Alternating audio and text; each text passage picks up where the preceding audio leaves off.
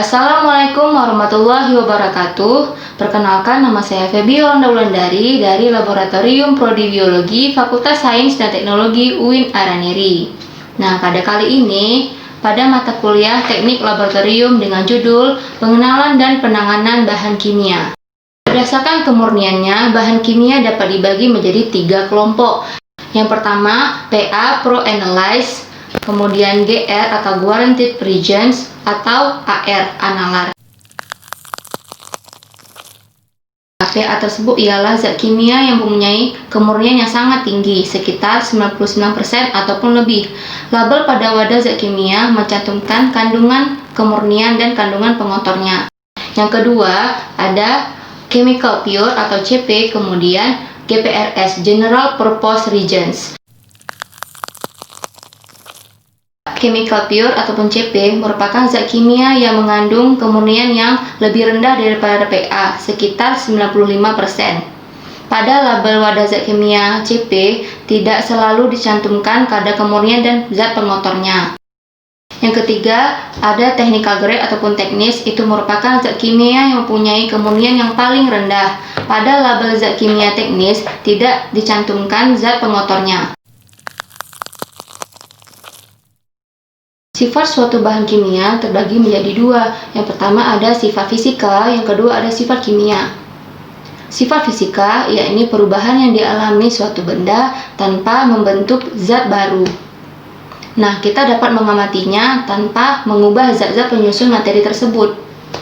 Nah, sifat fisika ini antara lain seperti wujud zat, warna, bau, titik leleh, titik didih, kemudian massa jenis, kekerasan, kekentalan, dan kekeruhan.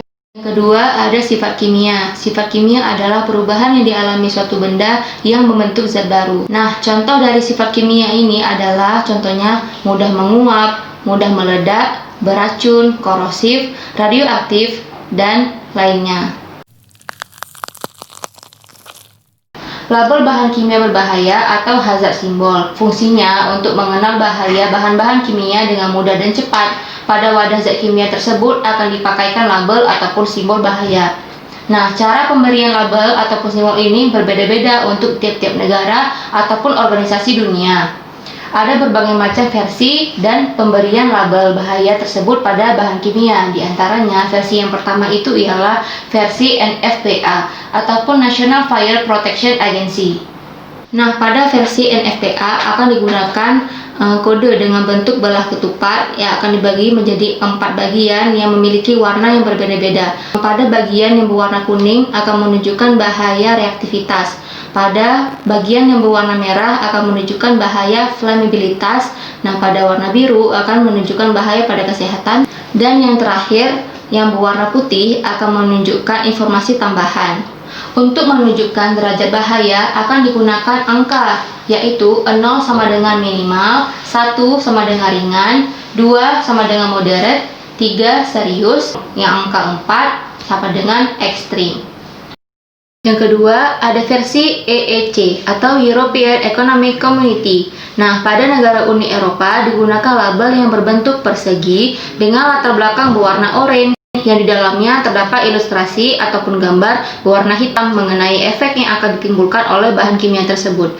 Yang ketiga, ada versi IMO atau International Maritime Organization dan DOT atau Department of Transportation USA. Nah, versi IMO ini mengembangkan suatu sistem pengkodaan untuk bahan kimia berbahaya agar dapat mengatur pengiriman ataupun transport dari zat berbahaya tersebut. Sekarang ini, semua mode perjalanan telah mengadopsi sistem ini, baik itu mode perjalanan laut, udara, kereta api. Simbol ataupun label ini pada dasarnya itu dibagi menjadi kelas bahaya dari suatu zat yang akan diangkut. Berikut ini terdapat 9 kelompok dari bahan berbahaya versi IMO.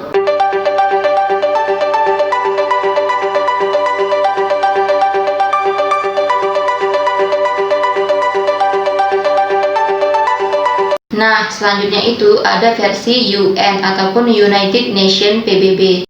Pada versi ini, untuk menghindari kesalahpahaman akibat dari beberapa simbol yang telah ditetapkan oleh beberapa negara, maka digunakanlah hazard piktogram untuk sistem pelabelan pada wadah bahan kimia berbahaya, seperti yang telah digunakan oleh masyarakat Uni Eropa. Pencegahan terhadap bahan kimia berbahaya. Untuk mempermudah mengenali resiko ataupun bahaya dan usaha keamanan, diberikan kode-kode sederhana dalam sistem pelabelan. Kode resiko diberi huruf R ataupun RIS yang diikuti oleh nomor. Setiap nomor mempunyai arti sendiri-sendiri. Sedangkan kode keamanan, yaitu usaha yang harus dilakukan agar tidak timbul kecelakaan, diberi huruf S ataupun safety. Nah, huruf S diikuti pula dengan nomor yang memiliki arti khusus juga. Nah, cara sederhana tersebut telah digunakan di negara-negara Eropa. Adapun arti dari kode R dan S sesuai dengan nomornya dapat dilihat pada risk and safety phrases berikut. Demikianlah penjelasan mengenai pengenalan dan penanganan bahan kimia. Bagi mahasiswa yang mengambil mata kuliah teknik laboratorium, agar dapat mengecek description box di bawah ini untuk mengetahui tugas-tugas yang harus adik-adik selesaikan. Terima kasih. Wassalamualaikum warahmatullahi wabarakatuh.